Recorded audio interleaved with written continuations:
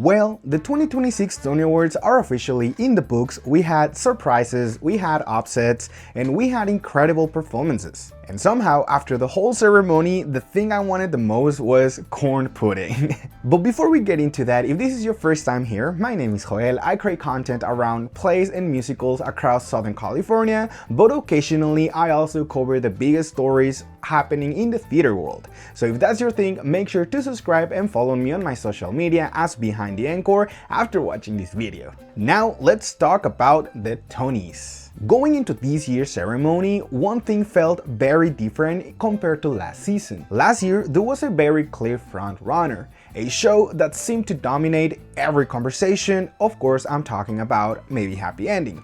This year, not so much. There were plenty of strong productions, but not a single musical or play felt completely untouchable.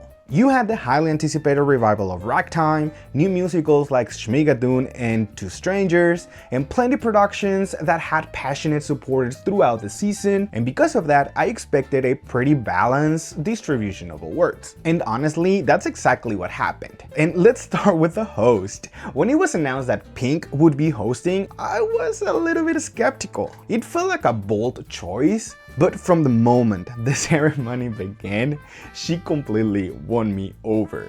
She balanced comedy and sincerity throughout the whole show. The timing of her jokes felt natural, and she wasn't afraid of fully commit to the absurdity of some of the sketches. The Peter Pan bit completely killed me. It was so good. Like, while I was watching it, I was just laughing so much.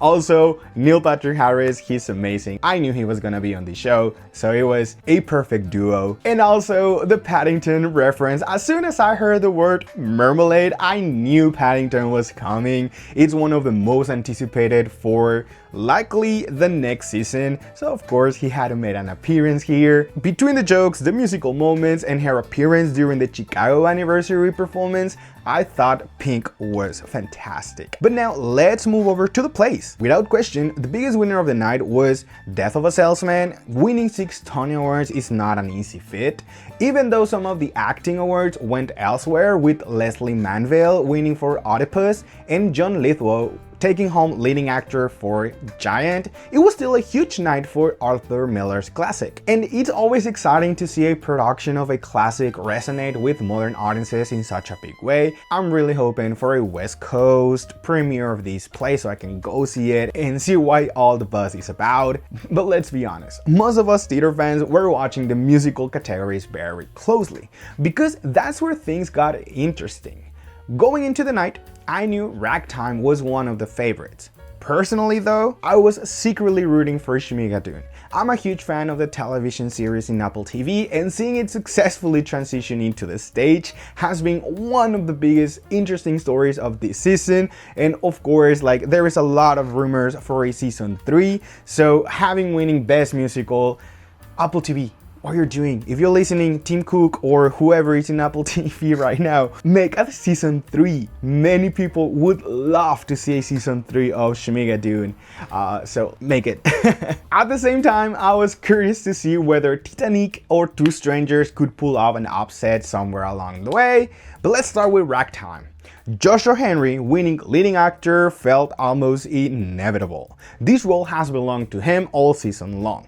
Every conversation about Ragtime eventually led back to his performance, and honestly though, rightfully so. This revival also picked up awards for Casey Levi, Kei Harada's sound design, and of course Best Revival of a Musical. A huge night for a production that many people consider one of the most artistic highlights in the season. Then we had Lost Boys, the edgy musical of this Tony season. And I have to admit, they won more awards than I was expected. Ellie Louie and Shoshana Bean both took home for feature acting awards, and the production also won scenic design, lighting design, and gave Michael Arden's yet another reason to remind everyone why he's one of the most exciting directors working in theater today. But the biggest musical winner of the night was without a doubt Schmigadoon. And being honest, I couldn't be happier. Winning Best Musical, Best Book of a Musical, Best Original Original Score and Best Orchestrations is an incredible achievement. What impressed me the most is that the show wasn't just rewarded for nostalgia, it was rewarded for craftsmanship. The writing, music, and orchestration all stood on their own, and that's what ultimately matters.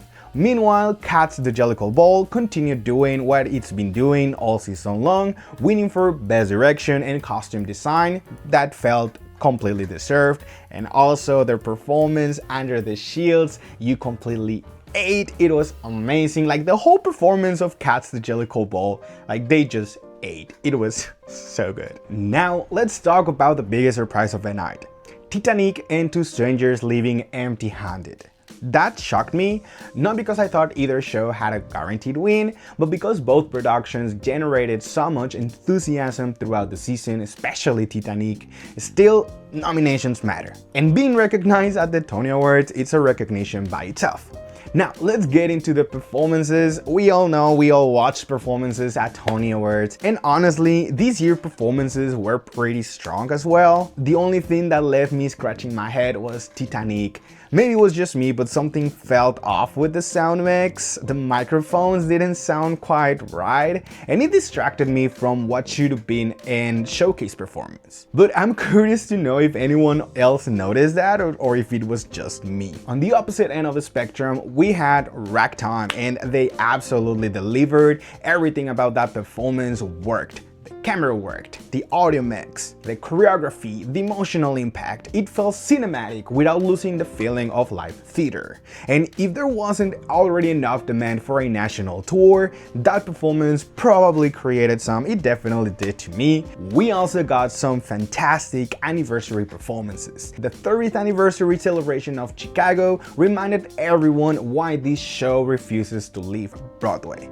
Those songs are timeless, and seeing Pink join them made the whole thing even more memorable. Then there was the Book of Mormon. Seeing the original cast reunite for the 15th anniversary was pure joy. The fact that they chose Man Up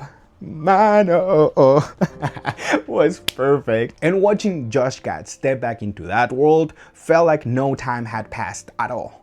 This show remained just as ridiculous and hilarious as ever. And for Schmigadoon, I only have one small criticism. I think they could have chosen a stronger song for the performance, not because the number was bad. Like, I totally get why they chose that song. It's like the main Welcome to the World song, but I just think that the score has several songs that could manage a bigger impact on audiences watching at home. Because, for example, myself, I'm excited to see this show because I've seen the TV shows, I know the songs, and I know there's very good songs. But if this was your first time watching it, I mean, it looks good, but it was not like, I want to go see that show. As well, not sure if it was just me. We also got a special performance from Rachel Ziegler for a chorus line anniversary, and honestly, she continues to prove why she's one of the most talked about performers in theater right now. Whether it's in the West End with Evita, Broadway with the upcoming Evita run as well, or any Tony Awards stage, she has a way of commanding attention every time she performs. And finally, Two Strangers. I don't care that they didn't win, this show won my heart. The performance was charming, funny, and reminded me why it's one of the musicals I'm most excited to see on tour. I've had the cast album on repeat for months, and after seeing that performance, my excitement only grew. So what are my overall thoughts in the 2026 Tony Awards? I think they perfectly reflected the Broadway season we just had. There wasn't one dominant production, there wasn't one runaway favorite. Instead, there were a lot of really good shows sharing the spotlight. And while it didn't have the same overwhelming momentum the last season had with maybe Happy Ending, it still made for an entertaining and unpredictable night. Great performances, great comedy, a lot of deserving winners, and honestly, I would love to see Pink and Neil Patrick Harris share a stage together sometime. That would be chaos in the best way possible. But now I want to hear from you. What were your thoughts on this year's Tony Awards? Did your favorite show win? Was anyone robbed? Let me know in the comments down below. And also, if you enjoy musicals and behind the scenes coverage from Southern California, don't forget to subscribe and follow me across my social media as behind the Encore. And thank you so much for watching, and as always, I'll see you behind the Encore.